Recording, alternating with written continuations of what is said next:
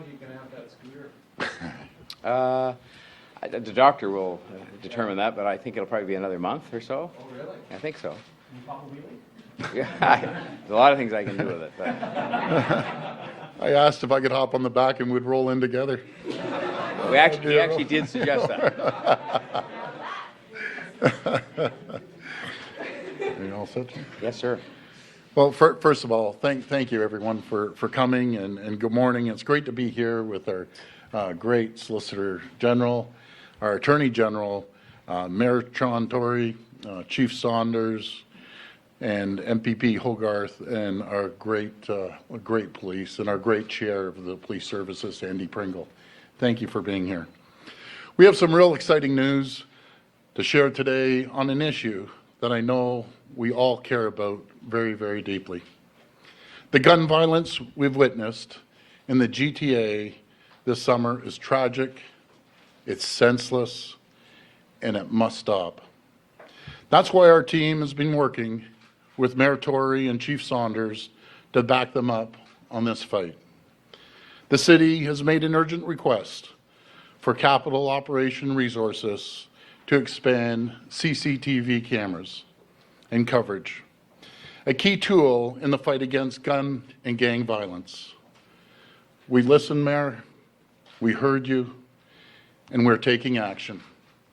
Today, I'm proud to announce our government will be investing $3 million over 3 years to double the number of CCTV cameras operated by the Toronto Police. This money is in addition to our contribution last week, authorizing up to $1.5 million to be used by the Toronto Police Service to put boots on the ground where they're needed most and to keep our neighborhoods safe. In total, our government is investing $28 million over 4 years to fight gun and gang violence in Toronto. And Chief Saunders is already taking action through the Project Community Space to crack down and put violent gun and gang members where they belong, behind bars.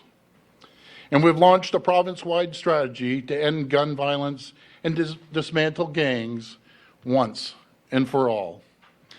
My message to these violent criminals, to the people terrorizing innocent families, is this: we're coming for you, we will catch you, and we will bring you to justice. I want to thank all of our frontline officers who have been working day in and day out to keep our streets safe. We're incredibly, incredibly grateful for everything you do. And I want you to know we will always have your back. Thank you for joining us, and I'll turn it over to Mayor Tory. Well, Premier, thank you. And I want to just echo the Premier's words in saying that it is a pleasure for me to be here with him today at the Police College, as well as with the Solicitor General Sylvia Jones, Attorney General Doug Downey, and Parliamentary Assistant Christine Hogarth, as well as, of course, our Police Chief, who is at home here where we are so often, preparing people and continuing to train people to do the job they do so well. Like me, Premier Ford is committed to doing all that we can, as he just said, to fight the gun and gang violence in our city. We need to work together to keep our streets safe and to keep communities safe for everyone, which is why we're here today. And I want to thank the Government of Ontario and Premier Ford for responding positively to our application for this critical investment, which will directly help our Toronto Police Service combat gun and gang violence in our city. This additional $3 million over 3 years invested in additional closed-circuit cameras for police will ensure that our officers have new resources to keep our neighbourhoods safe and to hold criminals responsible for inflicting violence in our city. We have seen the value that video can bring, especially in light of the fact that we have people who are literally terrorizing neighbourhoods, oftentimes when they don't even live in those neighbourhoods, and that the video evidence of their presence in those neighbourhoods and the acts they commit there, the acts of violence, are incredibly valuable to the police in bringing those people to justice. Toronto is a great city, but we must continue to do more and more to protect our streets, to protect the very neighbourhoods that sometimes end up under siege, and to make sure that the city is safe for everyone. We need to deploy every single available tool to fight guns and gangs, and today's investment will help our police officers who work so hard and who are working hard this summer to combat this kind of violence. This is a priority for both of our governments. While the number of homicides has been reduced this year, the level of gun violence continues to be unacceptable. And this makes the people of Toronto, including elected representatives and police officers, angry and frustrated and anxious. Just last week, the three levels of government came together at my request to invest an additional and, more importantly, immediate $4.5 million in total across the three governments to redouble our efforts to prevent criminal activity and combat the activity of street gangs.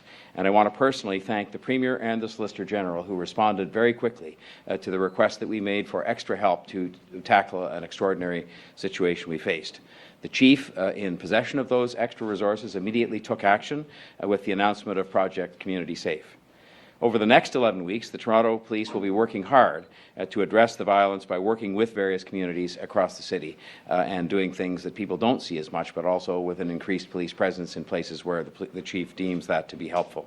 This is all, of course, on top of the $1 billion that the people of Toronto invest in our Toronto Police Service every year. It is the biggest budget item because we know community safety is so important. But beyond providing funding and resources to the Toronto Police, I am committed, as I know is the Premier and his ministers, to addressing the root causes of gun and gang violence in the city. We have to continue to invest in kids and families. It's vital for the success of our city to continue to invest in these programs that positively impact on young people. I raised this directly with the Prime Minister last week, as I am not satisfied that Toronto is receiving all the help that it needs as Canada's largest city by way of investing in neighbourhoods and young people to keep gang activity away. I continue to advocate on this each and every day, and I won't give up. We simply cannot do this alone as a city government, and as I've said consistently, these kinds of investments in young people are an important part of the fight against gangs and guns and violent crime. And I will also continue to advocate for changes to our laws to strengthen penalties for those caught engaging in gun violence or gun trafficking, and to advocate for much tougher bail conditions for those charged with repeat gun offences. Again, I know the City of Toronto cannot do this alone, and I want to thank the Premier and his government for the fact that they established last year at this time, and I think it's starting to show some beneficial effects, a special bail court that is for repeat gun offenders, people charged with gun offences on a repeated basis, to make sure that they're not out in the streets hours after the police do all the hard work of arresting them. People are expecting us to do more together, and that's why the Premier and myself and the ministers and MPPs are here today, because we are working together on this challenge of gun and gang violence in our city. I look forward to working with the province on community safety, ensuring that the Toronto Police have the resources they need to keep our city safe. And again, I thank Premier Ford and his ministers for the support that we've received in recent times, especially this new crime-fighting technology that will now be able to be expanded in the City of Toronto and will make a big difference, I think, to keeping neighbourhoods safe and to helping the police to do their job. And I think on that note, we are available for questions. I'm sure most of them will go to you, but anyway, I'll try to anybody you want. over. One question, one follow-up at the mic, please. Premier Steve Ryan from CP24. How you doing, Steve? I'm fine, thank you. You're looking sharp in that jacket, by the way. Very much. Summer look. Sir, the police are out there on a daily basis making arrests, seizing firearms, but yet this gang problem is continuing. Now, the mayor and the chief have talked about getting down to the root cause of the problem, not just a reaction with regards to enforcement. What is your government's long-term plan with regards to getting to that root cause of why these kids are getting involved in these gangs? Well, it's a multiple approach, Steve, I believe, and I'm sure the mayor and Chief Saunders, it's not a one-stop fix per se, but adding these CCTV cameras, putting more boots on the ground is one aspect. Getting involved in the community, community policing, I've always believed in community policing, but it's an all-prong approach in many different areas, so I can't say there's one area. Can I just say, though, on that, we're working together as governments, and there's much more to be done. I alluded to that, and I raised that specifically with the Prime Minister because I think they have more to do in this area. But we have the Yippee program that the Premier and I are going to go and celebrate today that's had a couple of hundred young people spending the summer with the police. We have all kinds of programs we're working on, in many cases jointly funded, to help people divert themselves from the court system, to help them to have a chart a positive course in their lives that keeps them away from gangs and guns. And I think that what we need to do is even step up further our investment in those programs beyond what we're doing, as the Premier said, to invest in the police, to try and change the laws to make them work better for neighbourhoods and for people. And that's what we'll continue to do. So, Mayor, you would agree that enforcement is an important part, but it's not the solution to stopping this problem, right? As you just heard the Premier say, I've always said there are three legs to this stool. One is supporting the police and their efforts in law enforcement. Right. Two is making sure the laws are appropriate so that you don't have people thumbing their nose at the system, as is the case often with bail, for example. And the third is investing in kids and families and neighbourhoods to address the root causes and to keep kids, frankly, on a positive course. And that is something that we're now going to turn our minds to, because we are supporting the police. We've provided additional help that all the governments have. We are working through things like the special bail court to deal with the shortcomings in the law, and now I think we have to step up the pace of our investment in kids and families. Yeah, and I share the frustration with the mayor when you see a criminal commit a serious crime and they're back on the streets in the next couple days. That's unacceptable. Thank you. On that note about bail, you've both mentioned it, and of course last summer you established these bail courts, but as we heard from the chief recently, this is still a problem. There were shootings recently where the people involved were out on bail for gun crimes. So will either of you be making this an election issue for the federal party leaders? Will you be asking them, because that's their responsibility, to step up, to make changes, either with changes to how bail is allotted for people with these types of offenses, or tougher penalties, mandatory minimums? What will you be asking of each of the party leaders? Well, I'll say for myself, I've met all of them now and have raised this issue, including raising it directly with the Prime Minister last week. And I pointed out even some of the examples. You know, people said last week that the concern some of us expressed about bail is absurd or nonsense or something like that. And I said, well, I don't consider it to be nonsense when I heard last night, as I did, there are people who are being arrested for drug trafficking in the City of Toronto who are being bailed 8 times. And the police officers who do all the hard work of bringing them to justice and having them face the justice system for drug trafficking are then in a situation where hours later, not to mention the neighbours who know that they ply their trade in those neighbourhoods and contribute to what we're here talking about today, have to face them. So I will continue to talk about this. I mentioned it as a priority of ours in the press conference I had with the Prime Minister afterwards, and I will certainly be commenting on the policies advocated by the parties or not during the election on this issue of bail, for example, and other shortcomings that exist with respect to the law. The police can only enforce the laws that are on the books. And by the way, one more thing, I'm sorry, Premier, but that we have to count on judges. And look, it's not, I can get myself in trouble as a lawyer, commenting on judges. But the fact is, the decision in many cases, whatever the law may say, rests in the hands of judges and justices of the peace, and I hope that they will take the time to see the havoc that is being caused in our communities by what is going on with their application of the bail laws, and whatever the lawyer said who called it nonsense, that they might look at that reality very carefully in making some of the decisions about protecting public safety. Well, yeah, I've always been, right from day one, tough on crime. I think our judges and the justice system, our JPs, have to be a lot tougher. At the end of the day, they're going to make that decision if they're going to release a violent criminal back onto the streets. And I think we have a soft system right now. We have to be a lot tougher with these criminals. They have to understand that once they get arrested, and I remember hearing the mayor, I think it was last week, saying they get out the next day and they're literally laughing when they get out. That's unacceptable. So the justices have to be a little tougher, in my opinion. On that note, one of the recent cases of someone that was out on bail and then involved in another shooting, they'd previously gone to jail for 2 years less a day for multiple infractions, violent crimes, including gun charges. If guns are the scourge that you say they are, do we need to start applying the laws differently in terms of sentencing and making sure that you don't get 2 years less a day for using a gun in a violent crime? I'm no expert by any means, or a lawyer, and the mayor is a lawyer. I'm not, but what I read up on is this 3 to 5 years. 3 years for the first offense and 5 years for a second. I don't believe in that. They I'd toughen up on those timelines. make it a lot tougher. I'm not an expert to tell you what the time frame is, but it sure the heck should be a lot more than 5 years on the second offense. Even on the first offense, someone, goes out there and commits a violent crime with a gun. I think they should pay the price.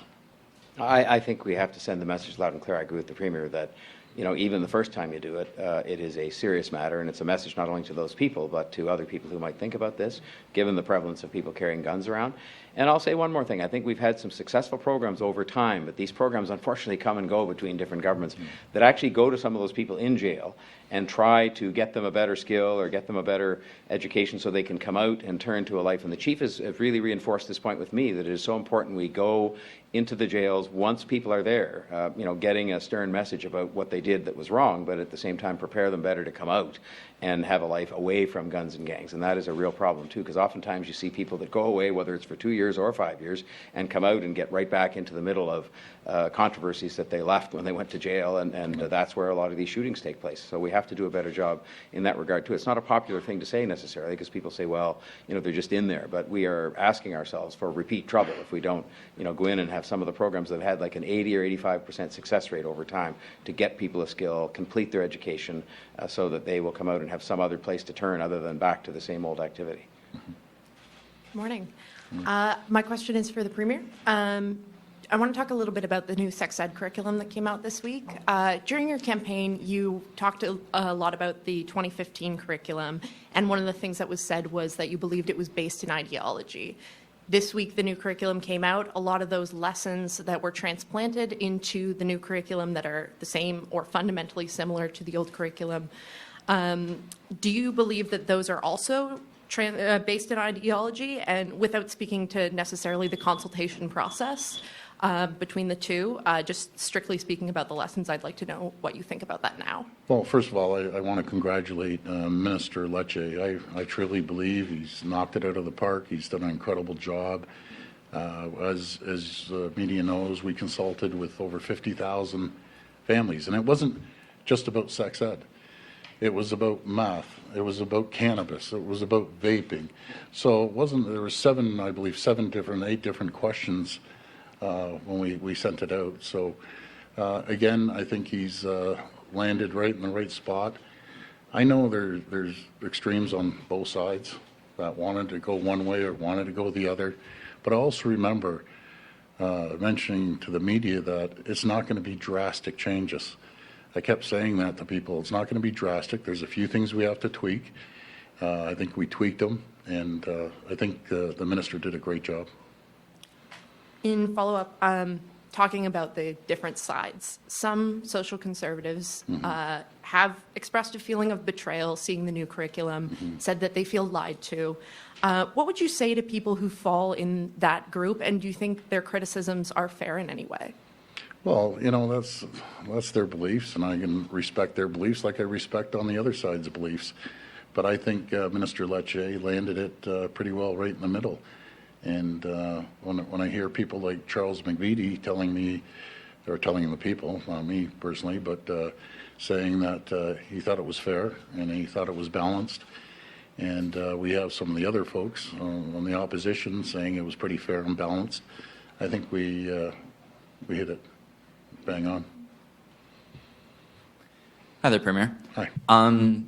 Your government has so far refused to turn over the mandate letters to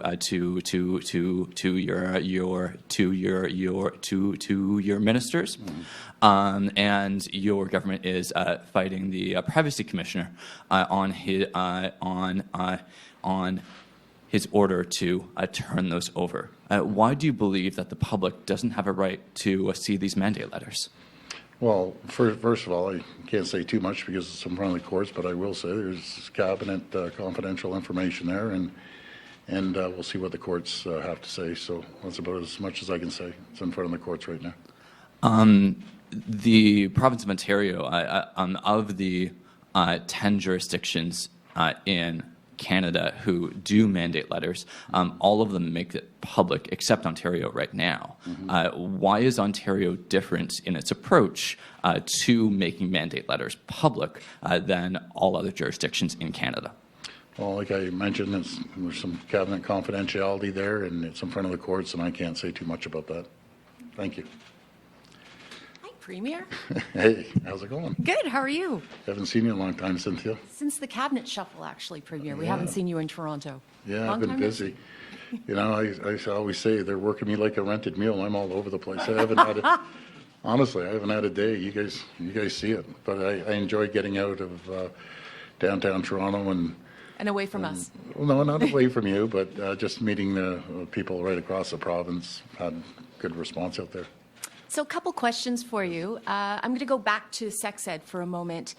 You mentioned that it's not dramatically different, and you kind of tweaked it. But then why did you have to suspend it or repeal it for a year while it was simply being tweaked? Was this all just giant political grandstanding? No, not at all. Cynthia, we wanted to go out and consult with the people. There wasn't a consultation to that size, at least. As long as I can remember, over 50,000 people we consulted with. And again, it wasn't just about sex ed. It was about multiple different areas of education, and we got the results, and then we applied it. Last week, Yes, the Prime Minister was in town yes. speaking with the Mayor. During a news conference, the Prime Minister, I counted, mentioned you 9 times. Yeah. Slamming you, basically. Yeah, I know. He's using you to campaign. It's not like you to not respond. You like a good fight. Why aren't you responding? Well, Is this the new kinder, gentler Premier? Well, I'm too busy governing, and he's too busy campaigning, and that's fine. You know, I take it as a compliment. He feels that threatened about me. Well, anyways, I'm not getting involved in the federal election, and I'm busy straightening out all the problems we inherited, and we're going to continue straightening out the problems. But I don't wish all the different parties good luck in the federal election, and may the best party win. Morning, gentlemen. Richard with 680 News. Hi, Richard. Morning. Mr. Premier, the latest cannabis lottery saw 3 licenses given to the same stretch of dirt road in Innisfil, 2 to the same address in Oshawa, 1 to a notorious illegal cannabis dispensary here in Toronto. The black market's still thriving. There's no location in your Etobicoke yet. What's your government going to do to fix what many would call a botched rollout of legal cannabis, sir? Well, I wouldn't say it's botched. We've done it very responsibly and methodically.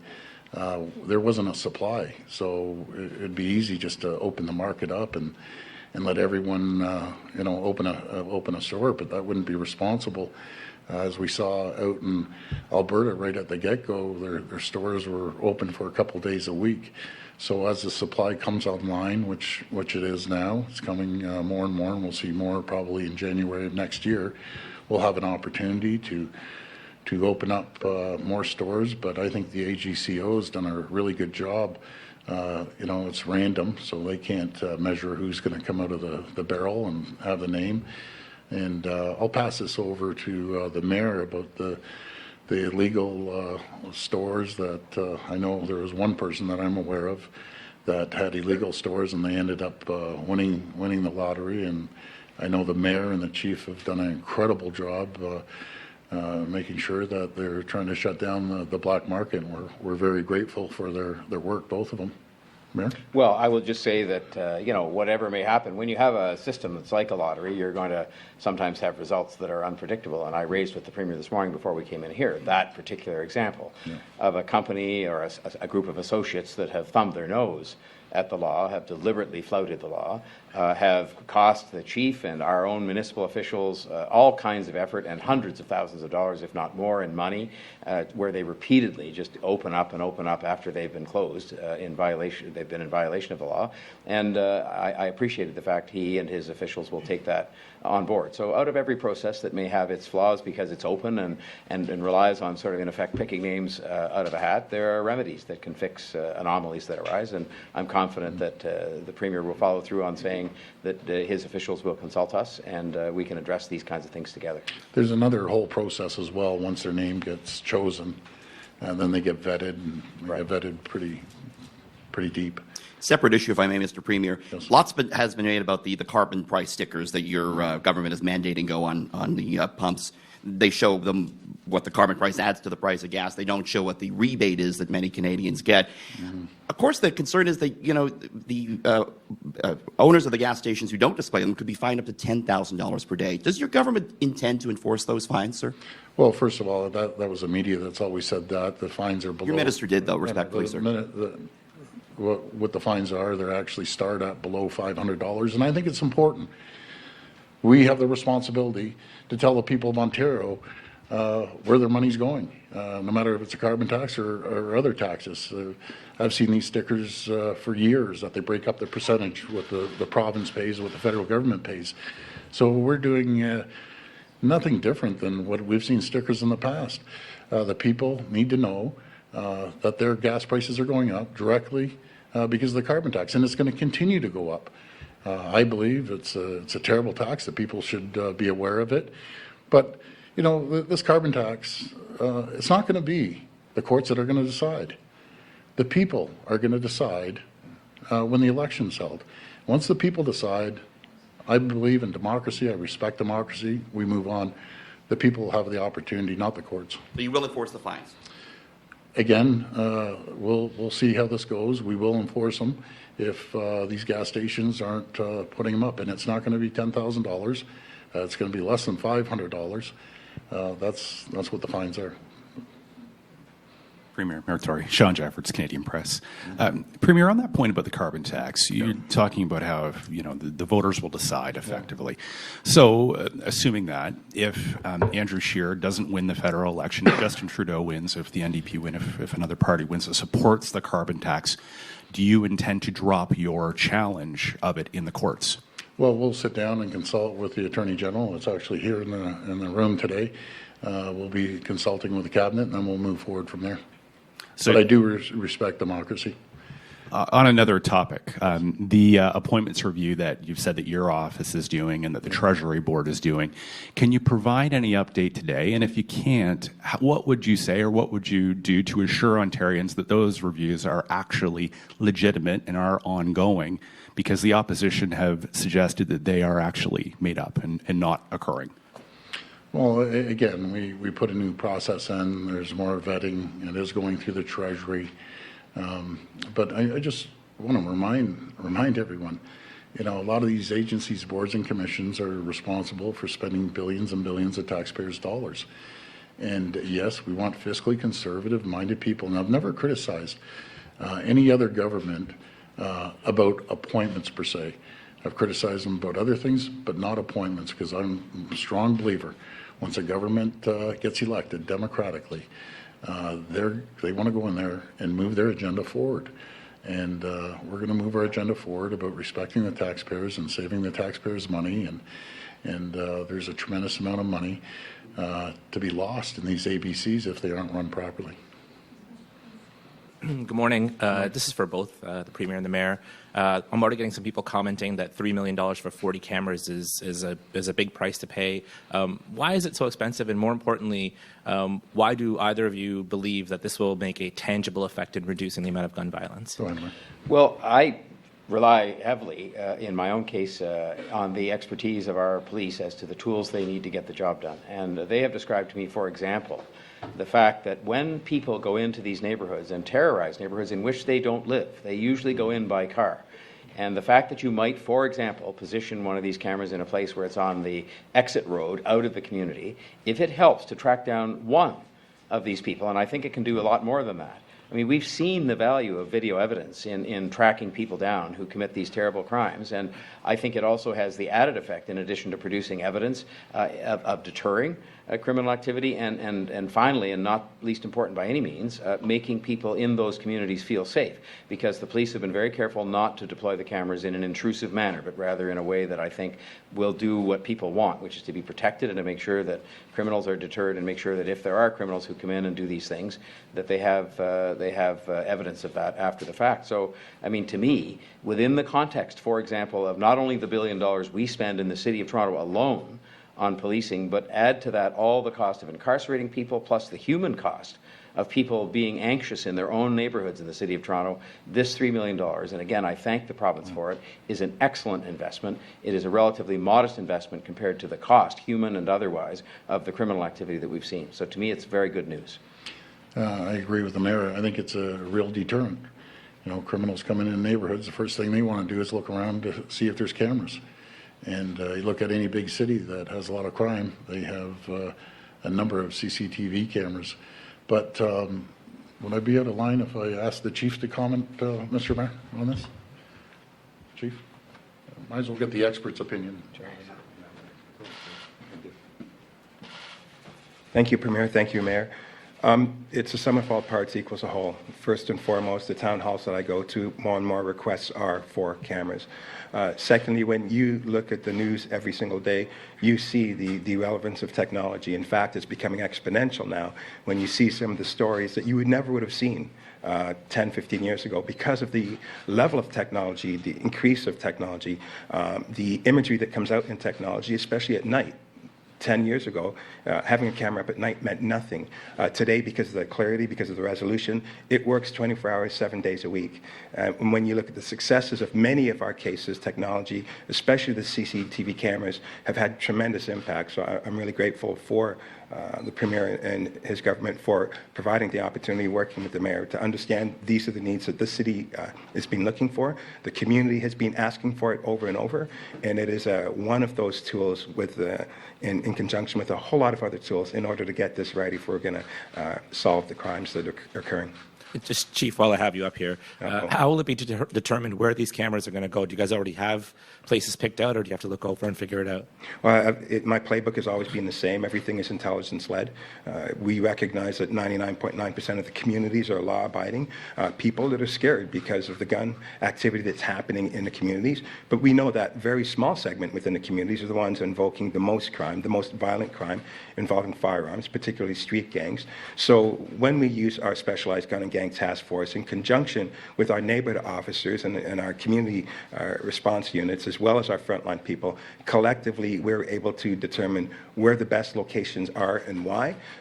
Obviously, as things change, the adaptability is going to play an important component to that. So, and if there are any other technologies that can assist or be an accompaniment to keeping the gun violence down in the communities, we'll be looking at or re-exploring those opportunities if they come as well.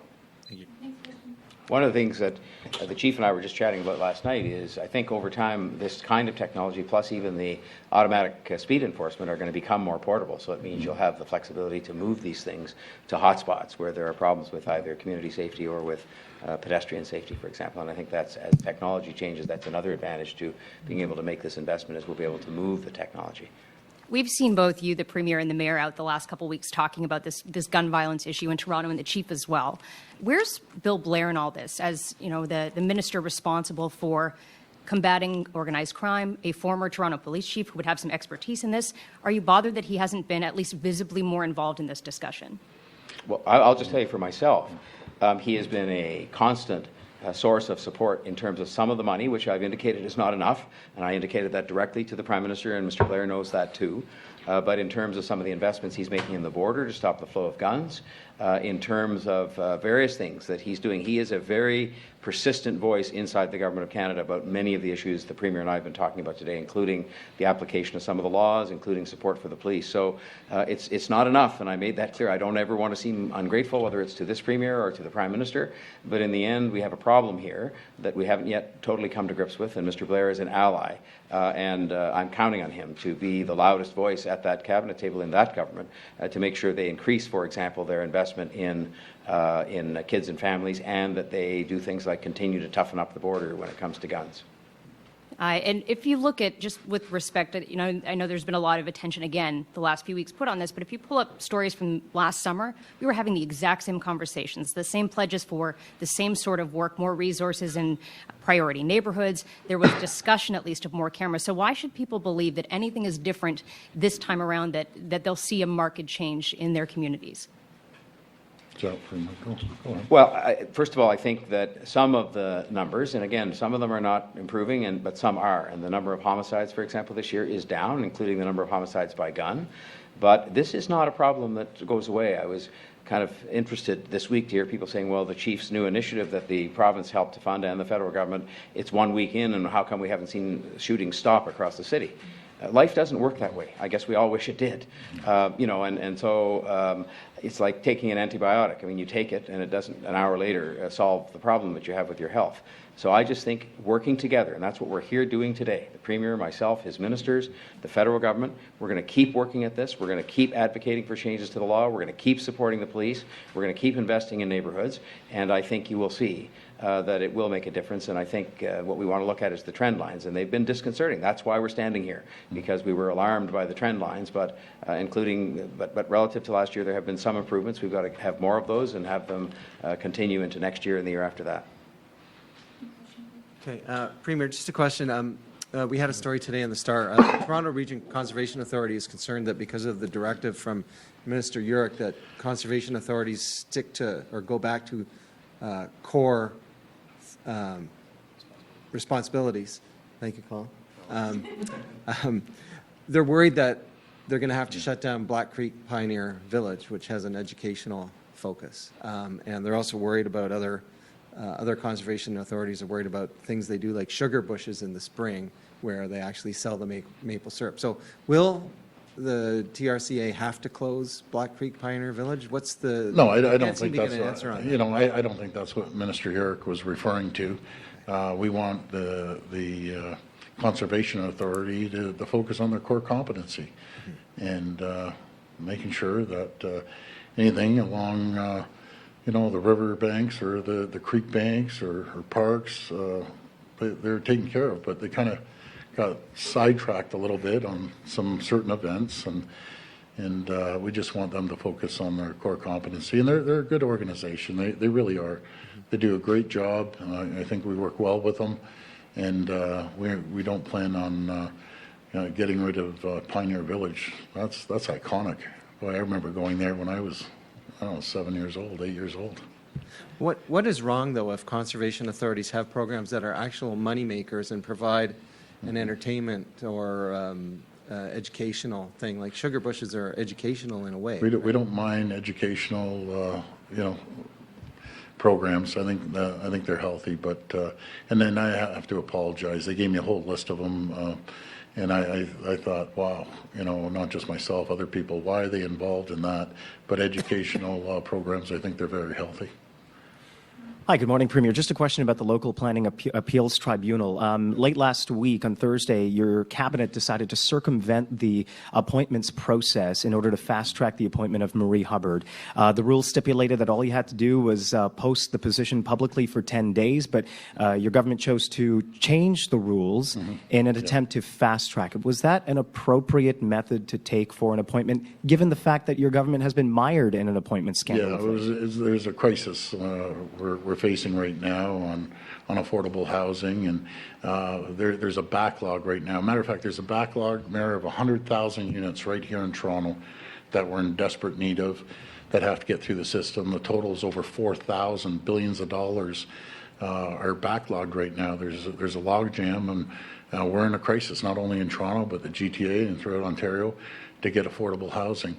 That's our key goal and our mandate to get rid of the backlog and create more availability for people, no matter if it's rental is a priority, or buying affordable housing. 90%, I saw a poll, 90% of the people want that opportunity to buy a house with a white picket fence and a backyard, and they just can't afford it. So our job, myself and the mayors and other regions in Ontario, to create the environment that these contractors will get out there and start building affordable housing and rental units. I know the mayor approved a rental unit actually in Etobicoke with the federal government. I think that's a great idea, because you talk to people that are trying to rent out there. It's near impossible. And then when they go out there, Mayor, you can see it. It's $2,500 a month. It's just not affordable for a lot of people on fixed income.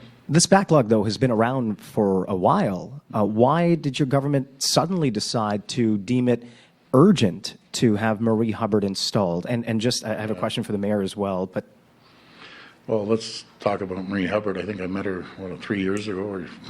But I hear she's the guru of all gurus in Ontario, and God bless her.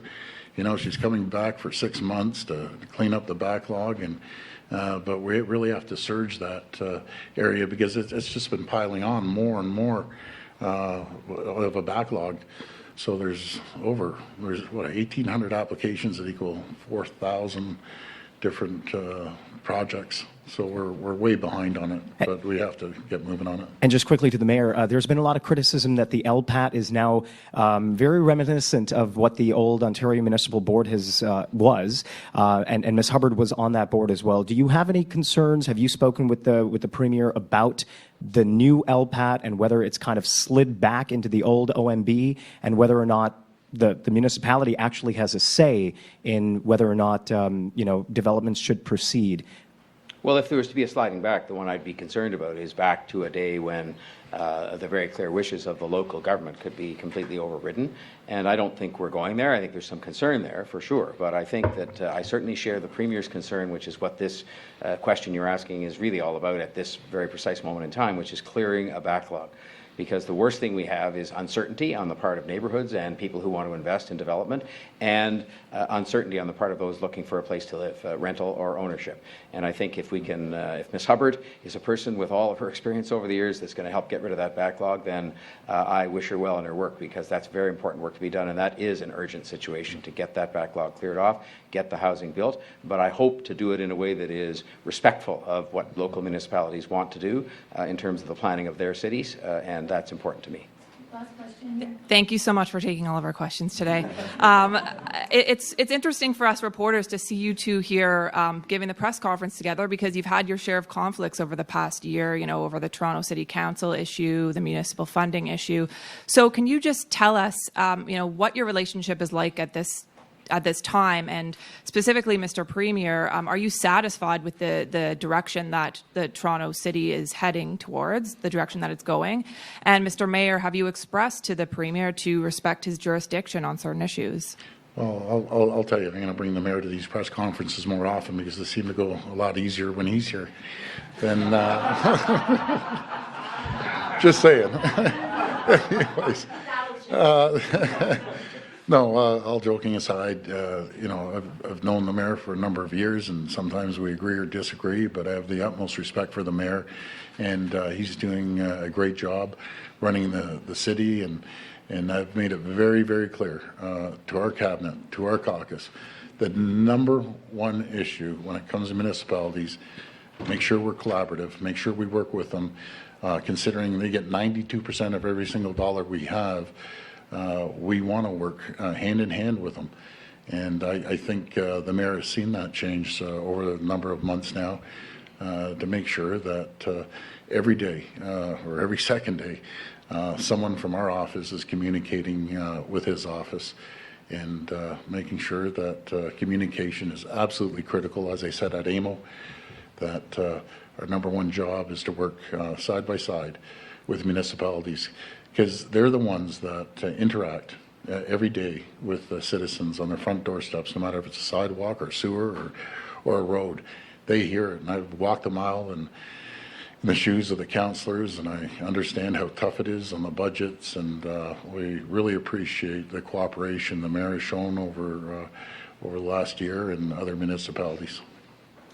For myself, first of all, I will say that this notion of some great personal issue between the Premier and myself is largely an urban myth. I mean, people talk about it and write about it and comment on it.